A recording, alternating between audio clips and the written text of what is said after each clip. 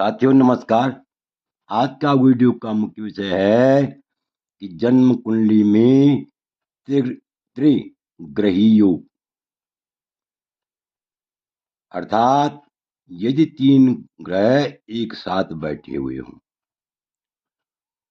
तो ऐसे में शुभ फल की प्राप्ति होती है या अशुभ फल की प्राप्ति होती है। ऐसे जातक का व्यवहार, चरित्र, स्वभाव आदि कैसा होता है, इस विषय पर हम विस्तार पूर्वक चर्चा करेंगे। क्योंकि कुछ 3 ग्रह इकट्ठे होने से अशुभ फल की प्राप्ति होती है और कुछ ग्रहों के 3 ग्रहों के इकट्ठे एक भाव में बैठने से अत्यंत शुभ फल की प्राप्ति होती है। तो इसी विषय पर हम विस्तार पूर्वक चर्चा करेंगे। इससे पहले मेरा आप लोगों से अनुरोध है कि आपने अभी तक मेरा चैनल सब्सक्राइब नहीं किया तो अवश्य सब्सक्राइब करने का कष्ट करें, वीडियो को लाइक करें, शेयर करें। तो देखिए, सबसे पहले देखेंगे हम यानी त्रिग्रह योग कौन कौन से। सूर्य, चंद्र और मंगल। यदि सूर्य, चंद्र और मंगल ये तीनों एक ही भाव में बैठे हुए हों, एक ही स्थान में बैठे हुए हों, जातक को किस प्रकार के शुभ फल की प्राप्ति होती है या अशुभ फल की प्राप्ति होती है, इस श्लोक के माध्यम से हम समझेंगे। तो इससे पहले मेरा आप लोगों से अनुरोध है कि आपने यदि अभी तक मेरा चैनल सब्सक्राइब नहीं किया तो अवश्य सब्सक्राइब करने का कष्ट करें, वीडियो को लाइक करें, शेयर करें। तो देखिए, यहाँ पर है सूर्य, चंद्र और मंगल का त्रिग्रह योग का फल।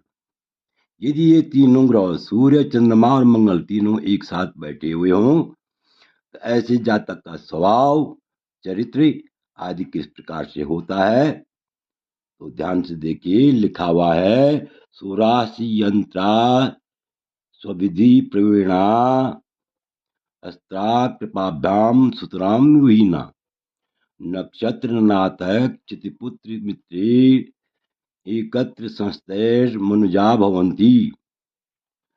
सरल भाषा में लिखा हुआ है, यदि किसी जातक की जन्म कुंडली में सूर्य, चंद्रमा और मंगल,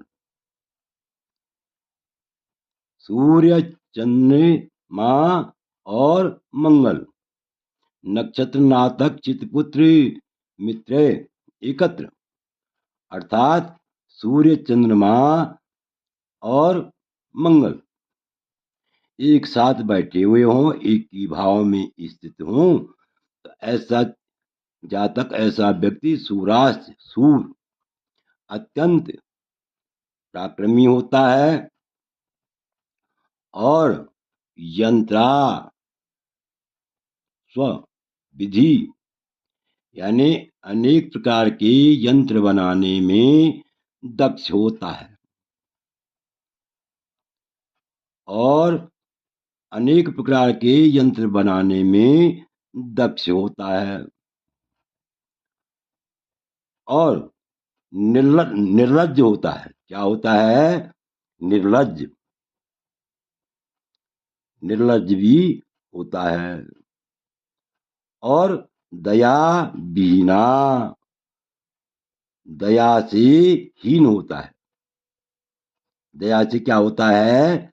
हीन होता है, निर्दयी होता है, निष्ठुर स्वभाव का होता है। तो इस प्रकार से हम कह सकते हैं कि यदि ये तीनों ग्रह एक साथ बैठे हुए हों, सूर्य, चंद्रमा और मंगल, तो ये अत्यंत शुभ फल देने वाले नहीं होते हैं। शुभ फल देने में जो है न्यूनता करते हैं, कमी करते हैं। तो यहाँ पर भावार्थ और भी स्पष्ट हो जाएगा। जिस जातक की जन्म समय में सूर्य, चंद्रमा और मंगल का योग हो, अर्थात जिस जातक की जन्म कुंडली में सूर्य, चंद्रमा और मंगल एक ही भाव में स्थित हो, एक ही स्थान में बैठे हुए हो, तो ऐसा व्यक्ति सूर यंत्र बनाने में दक्ष तथा अश्वविद्या में दक्ष, निर्लज्ज और दया रहित होता है, अर्थात निर्दयी होता है। अब देखिए, सूर्य चंद्र बुध योग फल। यदि किसी जातक की जन्म कुंडली में सूर्य, चंद्रमा और बुध बैठे हुए हो, यहाँ क्या है, मंगल हट गया है, सूर्य चंद्रमा के साथ कौन बैठा, बुध। यदि ये तीन ग्रह एक साथ बैठे हुए हैं, कौन कौन, सूर्य, चंद्रमा और बुध, तो इस संबंध में लिखा हुआ है, भवेन महोजा नृपकार्य कर्ता, वार्ता विदो शास्त्र कलास दक्ष, दिवामणि ज्ञा मृत रश्मि संस्ते, प्राणी भविद एक गृहम प्रियाते। तो जिस जातक की जन्म कुंडली में सूर्य, चंद्रमा और बुध एक ही स्थान में बैठे हुए हों, एक ही भाव में स्थित हों, तो ऐसा व्यक्ति क्या होता है, यानी अत्यंत बलवान होता है। भवेन महोजा, अत्यंत बलवान होता है, यानी महोजा भवित, अत्यंत बलवान होता है। निरपकार्य करता, राजा का कार्य करने वाला होता है, राजा का कार्य करने वाला होता है। वार्ताविदो, शास्त्र कलास दक्ष है, और वार्तालाप करने में भी अत्यंत दक्ष होता है। वार्ता करने में भी क्या होता है, अत्यंत दक्ष होता है। और शास्त्र कलास दक्ष है, अनेक शास्त्रों का ज्ञाता होता है, अनेक शास्त्रों को जानने वाला होता है।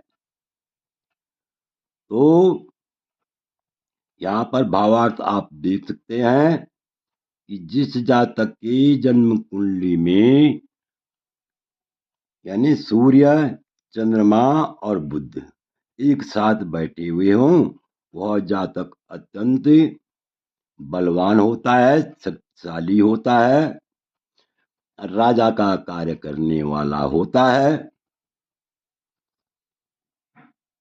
अर्थात राजयोग प्राप्त करने वाला होता है। अब वार्ता करने में भी अत्यंत दक्ष होता है, और शास्त्र कला में भी कुशल होता है, अर्थात अनेक शास्त्रों को जानने वाला होता है। तो इस प्रकार से हम कह सकते हैं कि सूर्य और चंद्रमा और मंगल, यदि इन तीनों का योग हो, तो वह इतना जो है उत्तम शुभ फल देने वाला नहीं होता है, यानी शुभ फल में जो है वो न्यूनता देता है। लेकिन यदि सूर्य और चंद्रमा और बुध ये तीनों ग्रह एक साथ बैठे हुए हों, तो ऐसा व्यक्ति अत्यंत धनवान, बलवान तथा भाग्यवान होता है, तथा अत्यंत विद्वान होता है। समझ गए होंगे आप। यानी कुल मिलाकर के सूर्य, चंद्र और बुध, इन तीनों ग्रहों का किसी की कुंडली में, जन्म कुंडली में एक ही स्थान में योग बन रहा हो, एक ही साथ बैठे हुए हों, ऐसा जातक अत्यंत बलवान, धनवान, ज्ञानवान तथा विद्वान होता है। आशा है कि आप इस वीडियो को भली बात समझ गए होंगे। आपसे अनुरोध है, ये आपको यह वीडियो अच्छा लगे तो मेरे चैनल को अवश्य सब्सक्राइब करने का कष्ट करें, वीडियो को लाइक करें, शेयर करें। वीडियो देखने के लिए बहुत बहुत धन्यवाद। विशेषकर मैं उन लोगों का अत्यंत आभारी हूँ जो मेरे वीडियो को नियमित रूप से देख रहे हैं और अपना अमूल्य सहयोग किसी न किसी रूप में दे रहे हैं, चैनल को अपना सहयोग दे रहे हैं, किसी न किसी रूप में अपना सहयोग दे रहे हैं, उनका मैं विशेष आभारी हूँ। वीडियो देखने के लिए बहुत बहुत धन्यवाद।